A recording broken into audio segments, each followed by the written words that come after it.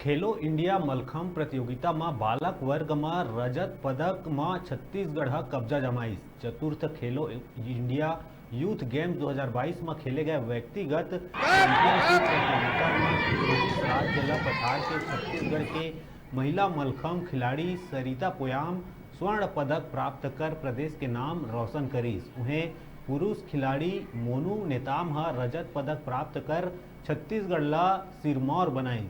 Team के साथ coach doctor Rajkumar Sharma, Manoj प्रसाद, manager Pushkar Dinkar के इस शानदार जीत में विशेष योगदान रही।